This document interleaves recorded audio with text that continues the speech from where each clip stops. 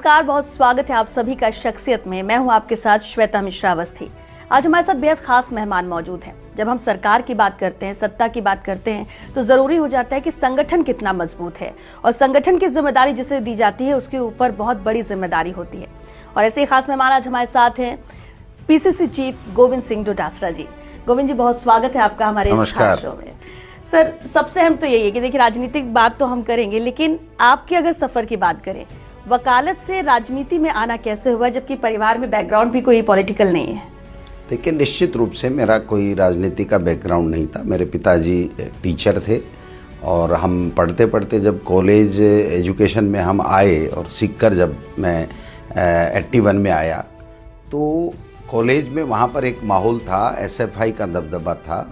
NSUI जो कांग्रेस का छात्र संगठन है उसको वहाँ मीटिंगें करने नहीं दिया जाता था, ऐसा माहौल बना हुआ था। तो 12 महीने के लगभग जब मुझे हो गए तो वहाँ पर कुछ कॉलेज में पढ़ने वाले और एनएसयूआई की राजनीति करने वाले जो किशन सिंह चौहान अध्यक्ष थे उस टाइम, वो लोग आए कि साहब हमें एक मीटिंग करनी है। तो मैंने कहा कर लीजिए, कैसा भी एसएफआई ही करती है, इनको नहीं करने देते हैं। तो मैंने कहा कोई बात नहीं, अपन करते हैं, आइए। क्योंकि मेरा परिवार भी कांग्रेस आइडियोलॉजी से हमेशा से जुड़ा हुआ था। मेरे दादाजी, मेरे परदादाजी और मेरे पिताजी, वो सब हम लोग।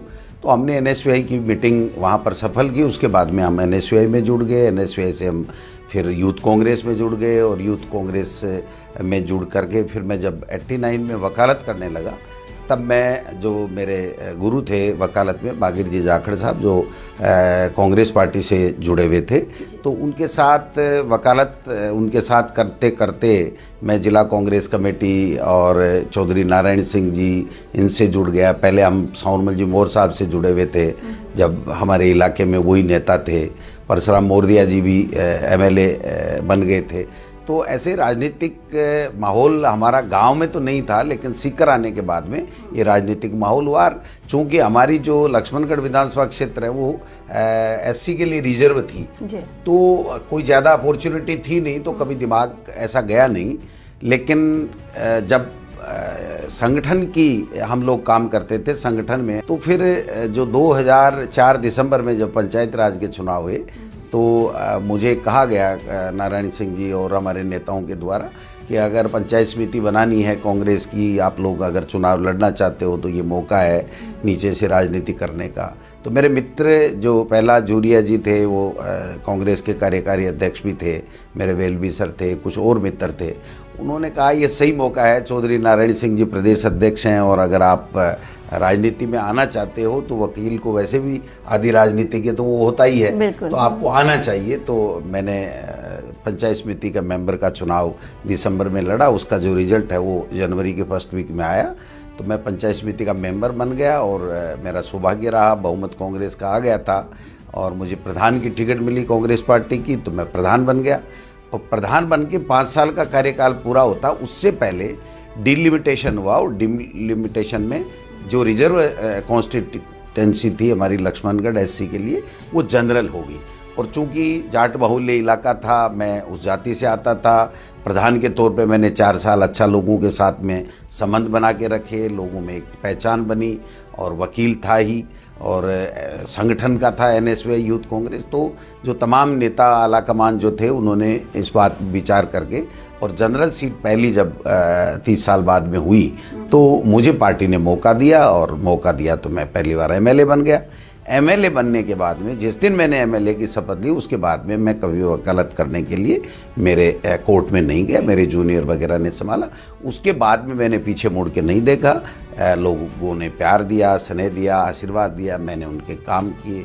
सरकार आ गई सौभाग्य से, तो 8 से 13 के बीच में जब सरकार आ गई तो हमने काम कराए लोगों में। और सबसे बड़ा जो काम उस वक्त था, फ्लोराइड था हमारे एरिया में। फतेहपुर और लक्ष्मणगढ़ के लोग फ्लोराइड से बहुत परेशान थे क्योंकि वो एक तरीके से जहर होता है, तो पीने का शुद्ध पानी नहीं था। तो मैंने प्रयास किया, अशोक गहलोत जी मुख्यमंत्री थे, तो हमने एक ट्राई की, भावरू खां जी को साथ लेकर के जो फतेहपुर से एमएलए थे, और एक ट्राई की तो 832 करोड़ रुपए की सैंक्शन मिल गई और बाकी अन्य काम भी हमने काफ़ी किए। तो उससे क्या हुआ कि लोगों में एक विशेष कि भाई इसमें दम है, ये काम कर सकता है। और आशीर्वाद मिलता रहा जनता का, तो जीत भी बिल्कुल मिलती रही बिल्कुल। और देखिए, इसलिए काम जनता भी के होते आशीर्वाद के रहे। बगैर तो बिल्कुल, ये एक तो है। वार्ड पंच भी नहीं बन नहीं बन सकता। तो मुझे तो इतना प्यार मिला, इतना प्यार मिला जिसकी कोई मैं शब्दों में बयान नहीं कर सकता, क्योंकि मैं कभी राजनीति में पहले था नहीं। संगठन की एक अलग बात थी कि NSVI, यूथ कांग्रेस, जिला कांग्रेस कमेटी, वकालत करते करते वो साथ में चलता था, लेकिन फील्ड की राजनीति हमने नहीं की थी। और मेरे पिताजी, दादाजी वो भी कभी नहीं थे। तो निश्चित रूप से जब पहली बार उन्होंने मुझे MLA बनाया और प्रधान बनाया, तो मुझे लगा कि जनता ने कितना प्यार और आशीर्वाद दिया है, जितना हो सके इनके लिए अपने को काम करना चाहिए और मैंने पीछे मुड़ के नहीं देखा। काम के मामले में, विकास के मामले में, उनका जो नाम बढ़ाने में, उनके लिए समस्याएं थी उनको समाधान करने में मैंने कोई कोर कसर नहीं छोड़ी, उन्होंने भी कोई कोर कसर और नहीं अगर छोड़ी। आज की बात करें, प्रदेश कांग्रेस कमेटी का आपको अध्यक्ष बनाया गया, 2 साल का कार्यकाल भी लगभग पूरा हुआ आपका। कांग्रेस कार्यकर्ताओं में एकजुटता दिखाई दी है इस दौरान, क्या किया आपने ऐसा? देखिए, मैं कांग्रेस का कार्यकर्ता पहले हूँ और कार्यकर्ता ही अपने आप को आज की तारीख में मानता हूँ। तो मुझे पता है कि कार्यकर्ता के मन में क्या भावना होती है, उसको कैसे आप संबल दे सकते हो, कैसे उसको प्यार दे सकते हो, कैसे उनकी सुनवाई कर सकते हो। कार्यकर्ता के लिए सही काम है तो उसको तुरंत करो। अगर कार्यकर्ता का काम ठीक नहीं है, लीगल नहीं है, होने वाला नहीं है, तो उसको स्पष्ट रूप से 2 मिनट, 10 मिनट, 20 मिनट लगे, लेकिन उसको समझा दो। उसके बाद में कार्यकर्ता की कोई दिक्कत नहीं है। और मैं खुद कार्यकर्ता के नाते ही अब आगे काम कर रहा हूँ, तो मुझे कोई दिक्कत नहीं आती उन कार्यकर्ताओं को संतुष्ट करने में, उनको जो उनको प्यार, मोहब्बत और जो उनकी जो समस्याएं हैं उनको समाधान करने में मुझे कोई दिक्कत नहीं आती। और मैं तो अभी भी आते हैं सब, तो कोई प्रोटोकॉल नहीं है कि प्रदेश का अध्यक्ष हूँ या मैं मंत्री रहा हूँ। निश्चित रूप से ये सबको अच्छी साथ चीज है, क्योंकि जनता फिर खुद को ही जुड़ा हुआ पाती है। लेकिन आपकी नज़र में, क्योंकि आप सरकार में भी रहे हैं, आप संगठन में भी मुखिया के तौर पर प्रदेश को संभाल रहे हैं, संगठन बड़ा है या सरकार आपकी नज़र देखिए, में? राजनीतिक पार्टी के लिए तो संगठन बड़ा है, और संगठन बड़ा है और संगठन में सबको जोड़ करके आगे चलोगे तो सरकार बन जाती है। और सरकार बनने के बाद में संगठन के माध्यम से लोगों के कल्याण के काम होने चाहिए। तो सरकार इसलिए ज़रूरी है कि लोगों के काम करने, लोगों के दुख दर्द में शामिल होना है, लोगों के लिए विकास के काम करने इलाके के लिए, तो इसलिए सरकार ज़रूरी है। लेकिन सरकार बनती संगठन से है, और संगठन अगर कमज़ोर होगा तो सरकार नहीं बन पाएगी। और सरकार बन भी गई तो उसकी जो योजनाएं हैं, उसका जो लाभ जनता को मिलना चाहिए वो नहीं मिलेगा, क्योंकि संगठन के माध्यम से ही हम हमारी सरकार की फ्लैगशिप योजनाओं को बता सकते हैं, उनका लाभ दिला सकते हैं। तो निश्चित रूप से किसी भी पॉलिटिकल पार्टी के लिए संगठन उसका सबसे महत्वपूर्ण पहलू होता है। और संगठन अगर मजबूत होता है, संगठन मेहनत करता है, तो निश्चित रूप से सरकार बनती है और सरकार के माध्यम से लोगों की सेवा कर सकती है। लेकिन कांग्रेस के लिए ऐसा क्यों कहा जाता है कि उसको संगठन की जरूरत नहीं है, क्योंकि गांव-गांव तक वो वैसे ही पहुंची हुई? क्योंकि विपक्ष भी यही उठाते हैं कि हमारा तो संगठन मजबूत है। यही वजह कि कई और ऐसी नियुक्तियां करनी है, कई और ऐसे हम ब्लॉक लेवल या गाँव तक की बात करें तो बहुत सारे काम है जो संगठन को करने हैं, लेकिन उसमें देरी हो रही है। देखिए, निश्चित रूप से संगठन के माध्यम से जब सरकार बनती है तो सरकार का पहला दायित्व सरकार में बैठे लोगों का होना चाहिए कि वो तुरंत रूप से उन कार्यकर्ताओं को जिनके मेहनत के आधार के ऊपर आप सरकार में आए हो, उनके काम करने चाहिए। करती भी है सरकारें, करती भी हैं, ये भी कर रही है, पहले भी की है, सभी करती हैं। लेकिन कहीं न कहीं किसी न किसी वजह से, राजनीति तो राजनीति है, उसमें जब राजनीति आ जाती है थोड़ी बहुत, तो निश्चित रूप से उसमें देरी होती है। और देरी होती है तो निश्चित रूप से उससे कार्यकर्ता खफा भी होता है। और कार्यकर्ता खफा होता है तो वो मेहनत नहीं कर सकता जो वो दिल खोल करके उसको सम्मान मिले उससे वो करे। तो निश्चित रूप से दिक्कत तो आती है।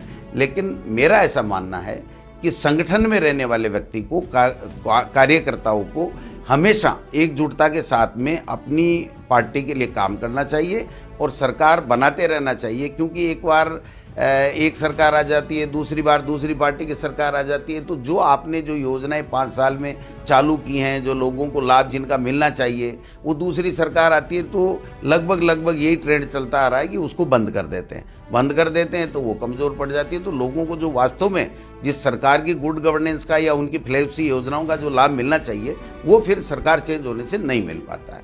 तो निश्चित रूप से प्रयास यही होना चाहिए और हमारा अब की बार यही प्रयास है कि हम 2023 में पुनः कांग्रेस की सरकार बनाएं, जिससे जो हमारी सरकार ने अच्छी फ्लैगशिप योजनाएं, आप अनगिनत हैं, उनको उनका लाभ लोगों को पूरी तरीके से मिल सके, ये सुनिश्चितता हो सके। ठीक है, अभी आपने सरकार और संगठन को लेकर बताया कि कैसे दोनों अलग अलग भी हैं और जरूरी भी हैं, लेकिन क्योंकि शिक्षा मंत्री भी आप रहे हैं, काम आपने शिक्षा मंत्री के तौर पर भी किया, नहीं सरकार में भी किया, संगठन में भी बड़ी जिम्मेदारी है, आसान क्या है दोनों में काम करने में? क्योंकि देखिए कुछ तो फर्क होता ही है। आसान तो मंत्री है, सरकार आसान है, संगठन तो बहुत कड़ा है। संगठन में सबको जोड़ के चलना पड़ता है, सबकी सोचनी पड़ती है, सरकार को भी कहीं डैमेज नहीं हो ये बात भी देखनी पड़ती है, और जिन्होंने सरकार बनाई उनको भी हमको साथ लेकर के उनका मनोबल बढ़ा करके उनके काम भी करने पड़ते हैं, और आगे सरकार कैसे आए इस बात की चिंता भी करनी पड़ती है। तो संगठन तो महत्वपूर्ण भी है और काम भी कठिन है। सरकार में तो मान लीजिए मुझे शिक्षा मंत्रालय मिला तो मुझे केवल शिक्षा तक सोचना था कि भाई एक डिपार्टमेंट में मुझे क्या बेहतर करना है, इस डिपार्टमेंट से जुड़े हुए लोगों की क्या समस्याएं हैं, उन समस्याओं का मैं समाधान करता हूँ तो मैं सफल या असफल मेरी मार्किंग हो जाएगी। लेकिन संगठन में तो आपको सबको साध के चलना पड़ेगा, उन कार्यकर्ताओं को जिनके बलबूते पे आप सरकार में आए हो उनको भी साधना पड़ेगा, और सरकार जब होती है तो उस पार्टी के, संगठन के और कार्यकर्ताओं की अपेक्षाएं भी ज़्यादा होती है।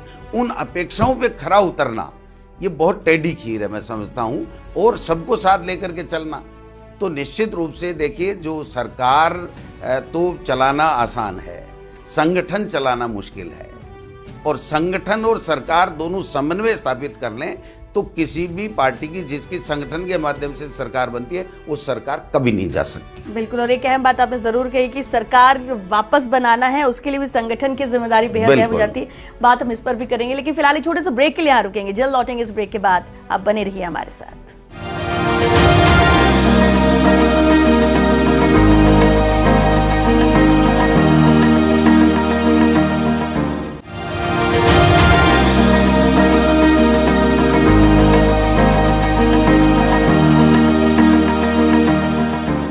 ब्रेक के बाद एक बार फिर आप सभी का स्वागत है। शख्सियत में हमारे साथ पीसीसी चीफ गोविंद सिंह डोटासरा जी लगातार बने हुए। गोविंद जी, एक बार फिर आपका बहुत स्वागत है। बतौर प्रदेश अध्यक्ष 2023 की रणनीति आपके लिए क्या रहेगी, क्योंकि चुनाव तो संगठन ही लड़ता है? देखिए, निश्चित रूप से संगठन लड़ता है और हमने पूरी तैयारी कर रखी है, क्योंकि हमने डिजिटल जो मेंबरशिप हमारी चलाई थी उसमें हमने डिजिटल मेंबरशिप के माध्यम से एक एक बूथ पे 100 लोगों को हमने कांग्रेस का मेंबर बनाया, घर घर जा कर के। तो हमारे पास में एक बड़ी टीम है। अभी खड़गे साहब नए राष्ट्रीय अध्यक्ष बने हैं तो जल्दी ही फैसले होंगे, और हमारी जो प्राधिकरण है उसके पास हमने जिला अध्यक्ष, ब्लॉक अध्यक्ष की सूचियां भेज रखी हैं। तो मैं समझता हूं कि जो भी यूनानिमस इलेक्शन के माध्यम से जो सूचियां तैयार हुई थी तो वो पीआरओ के द्वारा वहां जा चुकी हैं, उसका जल्दी फैसला होगा। और उसके बाद में हम लोग उन कार्यकर्ताओं के, जिन कार्यकर्ताओं के बलबूते पे हम सरकार में आए थे, जिससे हम बराबर कांटेक्ट में रहते हैं, उनके पास जा कर के हम सब जितनी हमारी सरकार की फ्लैगशिप योजनाएं हैं उसका उनको लाभ सुनिश्चित जनता को मिले, वो सुनिश्चित करेंगे, और सब कार्यकर्ताओं को साथ लेकर के संगठन के माध्यम से हम लोग आगे बढ़ेंगे और 2023 में हम लोग सरकार में पुनः रिपीट करेंगे। गोविंद जी, एक अक्सर शिकायत एक रहती है कि जो संगठन के कार्यकर्ता हैं उनके मंत्री या नेता सरकार के जो है वो सुनते ही नहीं है। क्या इस समस्या का समाधान आप करा पाए? ये बातें आती रहती हैं, इसमें कुछ सच्चाई भी होती है, कुछ जुमला भी होता है। तो जो सच्चाई होती है उसको हम स्वीकार करते हैं, और जब मंत्री के लिए बाकायदा हम प्रदेश कांग्रेस कमेटी में उनकी जनसुनवाई करवाते हैं। जिलों में जब मंत्री जाते हैं तो जिलों के अंदर उनकी जनसुनवाई होती है, डीएम के साथ में और प्रशासनिक अधिकारियों के साथ में उनकी मीटिंग भी होती है, डीसीसी में भी वो लोग भाग जाते हैं, और यहाँ भी कार्यकर्ता मिलते रहते हैं। तो निश्चित रूप से सरकार में जो बैठे लोग होते हैं उनको कार्यकर्ताओं को पूरा तवज्जो देना चाहिए।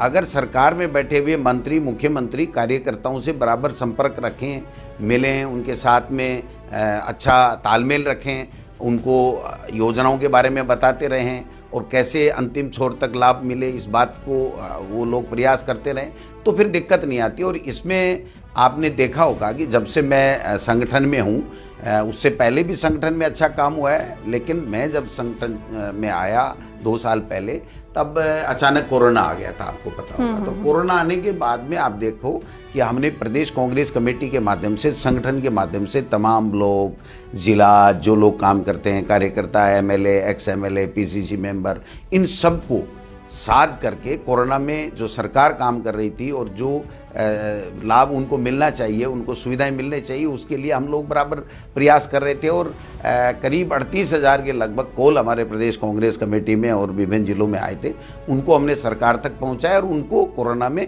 सहायता मिली।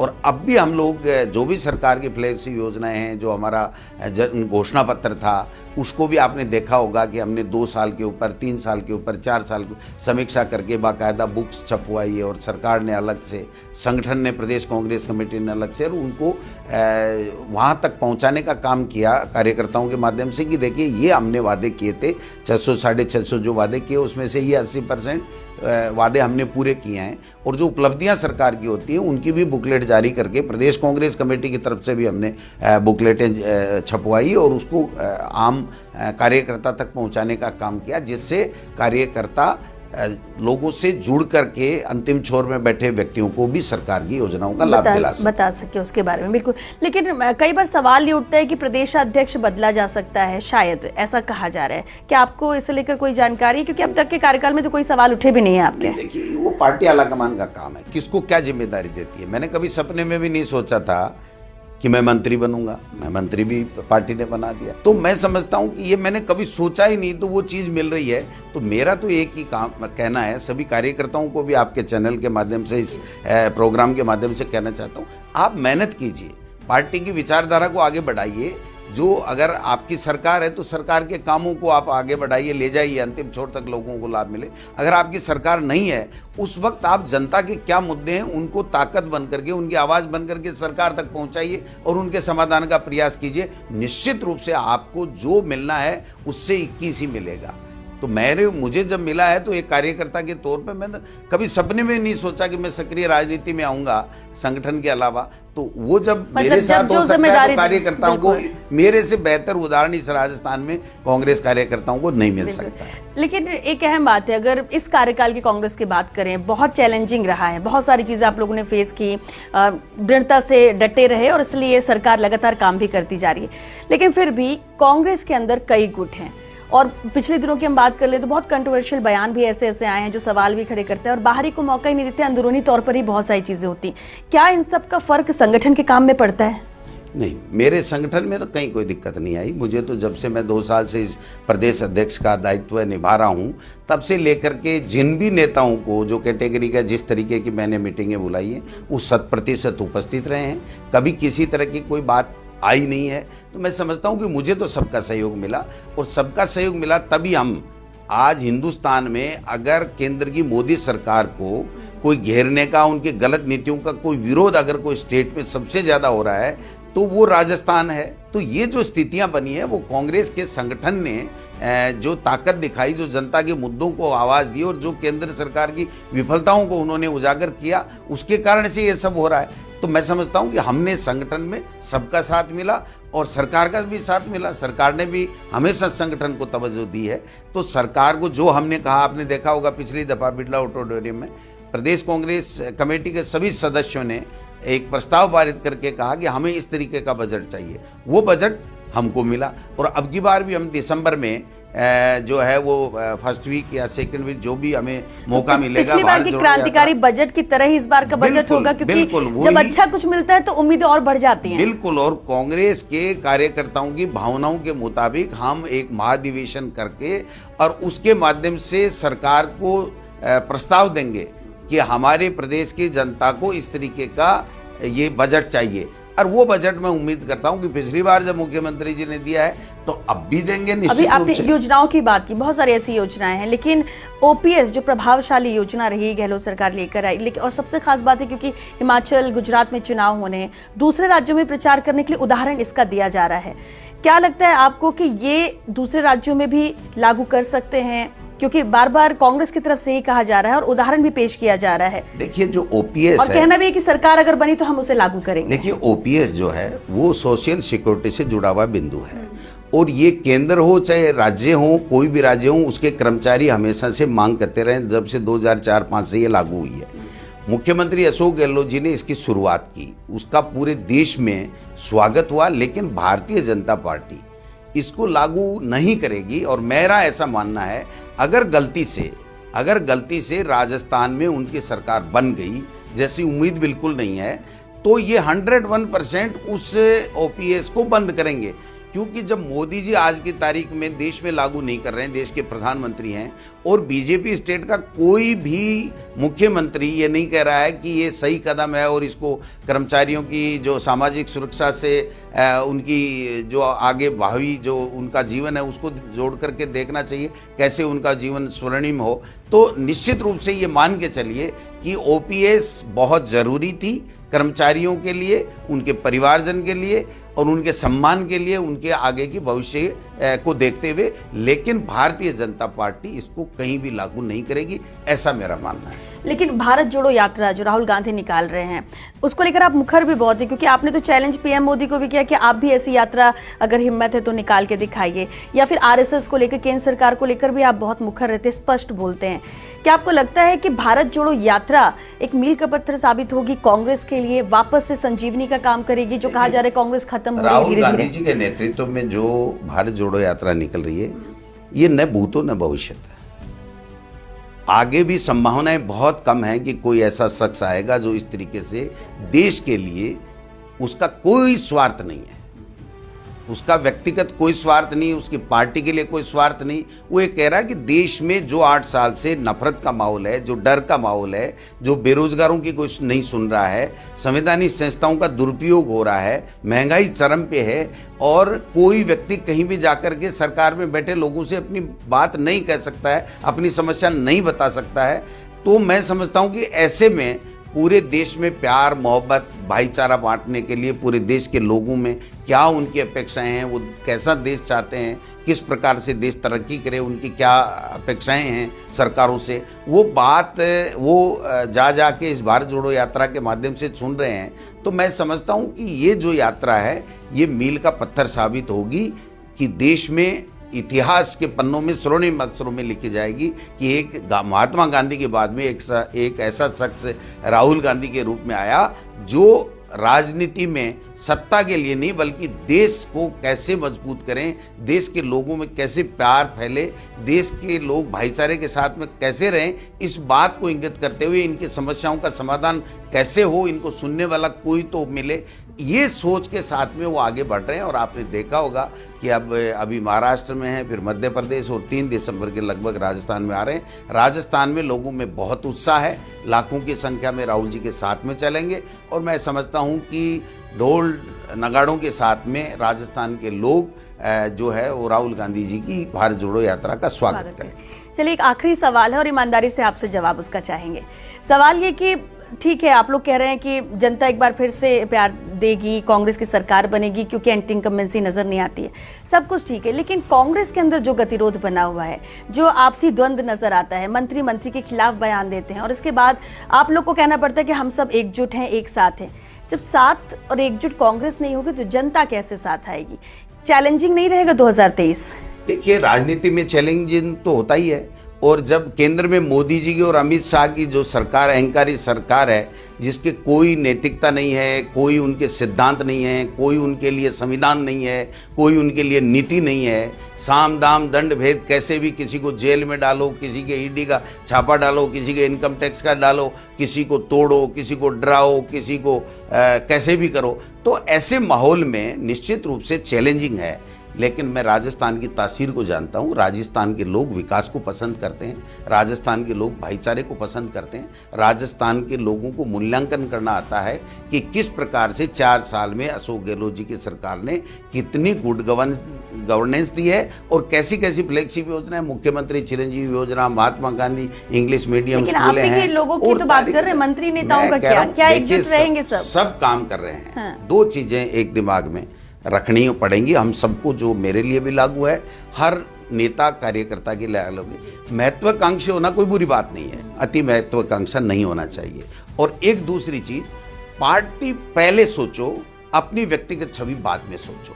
ये दो चीज जो भी पार्टी के नेता रख लेंगे, मैं समझता हूं उनको कोई पीछे मुड़ के नहीं देखना पड़ेगा। और मेरा ऐसा मानना है कि हमारी राजस्थान में हमारे लोग महत्वाकांक्षी हो सकते हैं, लेकिन अति महत्वाकांक्षी नहीं होंगे। और हमारे लोग कांग्रेस को, क्योंकि कांग्रेस ही एक ऐसी पार्टी है जो इस देश में आज के माहौल में देश में वापस भाईचारा कायम कर सकती है, देश में युवाओं की सोच सकती है, देश को एक और अखंड रख सकते हैं। जब हमारी पार्टी के महान नेताओं ने, चाहे इंदिरा जी हों, चाहे राजीव जी हों, देश की एकता और अखंडता के लिए अपने प्राण न्यौछावर कर दिए, दो शख्स खो दिए, जिस राहुल गांधी ने दादी और पिता को, और त्याग की मूर्ति सोनिया गांधी जी, और उसके बाद में जिस तरीके से राहुल गांधी भारत जोड़ो 3700 किलोमीटर की यात्रा निकाल रहे हैं, किसके लिए निकाल रहे हैं? उनका तो कोई व्यक्तिगत स्वार्थ नहीं है, उनका स्वार्थ यही है कि देश में भाईचारा रहे, देश के लोगों की समस्याओं को सुना जाए और हम सब भाई भाई मिलकर के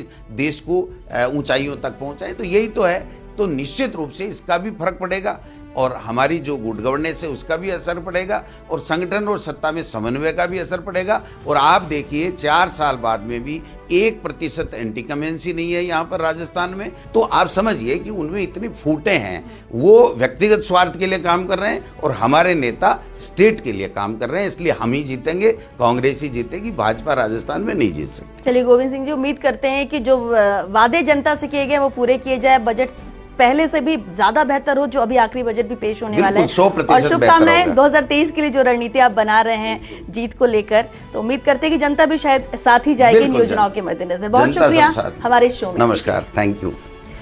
तो शख्सियत में आज के लिए बस इतना ही, दीजिए इजाजत, फिर हाजिर होंगे नई शख्सियत के साथ। नमस्कार।